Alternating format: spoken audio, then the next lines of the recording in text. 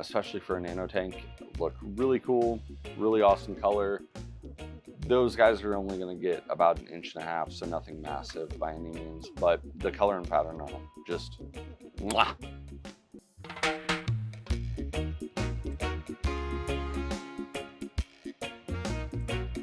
Welcome to the Tye-Dyed Iguana. I'm Eric, and I'm going to show you some awesome fish. So first off, we're going to start with this tank here. Bunch of new Bosemani rainbows, also some rose-line sharks, and if you guys notice, we got back in some amazing Farlowellas. Now the Farlowella catfish are really cool. They do eat some algae. There was one that was in this group that was very big, looked really awesome. He's kind of hiding out at this point, but definitely got some awesome fish up there. And then down here at the bottom, we did get in another flagtail Prochilidus. I really love those guys. I don't know why. They're super cool, but they do get big. Unfortunately at home, I do not have a tank big enough for them, but definitely awesome. And then we did get some more Oscars in as well. And the Oscars are looking really good. Down here, bunch more panda cories. Definitely one of the hottest cories that we do carry. Really cool. I need some more myself at home, so I'm gonna have to get me some. Probably need to do a water change first though. So down here, one of my favorite glowfish. Don't know why, one of the newer glowfish species that they started messing with, but the Pristella Tetras. I got some of the green Pristellas in this week. We do have kind of a nice variety of them. The Pristella Tetras, I don't know, there's just something about the color that really makes them pop. I really enjoy those guys. And we also got some of the blue glowfish sharks, which just kind of remind me of Spider-Man. Nice blue color, red fins, really cool. Up here, some more gold barbs. I just love the gold barbs. They're just really cool. Get a good size. As they mature, their color intensifies. Get some really awesome spotting to them, just really awesome pattern. Up here, we got a few other gouramis that I like to talk about. They are the dwarf honey gouramis. The honey gouramis, definitely a small species, definitely do not get big. They are bigger than like the sparklings, but nowhere even close to getting up to those dwarf gourami sizes. These guys are looking a little under 2 inches, so really cool, but still bring some color so you can have a gourami in a small tank. Down here, we did get a bunch more Polypterus in. Polypterus, also known as like the dinosaur fish. So the Polypterus senegalis that we have, they do look very prehistoric. We have some of the standard senegalis as well as the albino senegalis, but something really cool to add to your tank. They do get about 20 inches or so, so a bigger fish, so you don't want to put them in like a 10-gallon obviously, but you definitely want to go a little bit larger than that.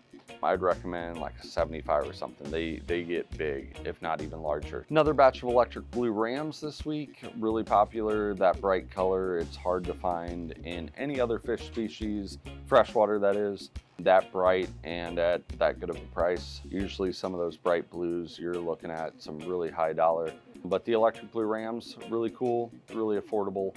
So something awesome to add in your tank, especially if you're wanting something as a showpiece in your tank. Really cool looking, nice color, and don't get too big and not overly aggressive. Up here in with our cardinal tetras, we got some Glowlight Danios. One of my favorite species of Danios, to be honest. Stay a little bit smaller, but the color and pattern is just amazing on these guys. My favorite, in case you're wondering, is the Danio roseus, or the purple passion Danio. But the Glowlight Danios, especially for a nano tank, look really cool, really awesome color. Those guys are only going to get about 1.5 inches, so nothing massive by any means, but the color and pattern on them, just mwah. We did get in some more dwarf gouramis up here. Those have been very popular with us lately. Just something different to add in the tank, something that kind of hangs out at the top with some really decent color. Down here, we got a new platinum white crown tail, very popular of our bettas, just with that nice straight white, beautiful crown tail, really cool. Also some rubber lip plecos, which do an amazing job for eating algae. I know the bristlenose is probably the most common in the smaller tanks that people end up getting, but the rubber lip only gets about 5 inches. Also does an amazing job and just kind of looks funny, but doesn't get the nice bristles on the face, but definitely pretty awesome.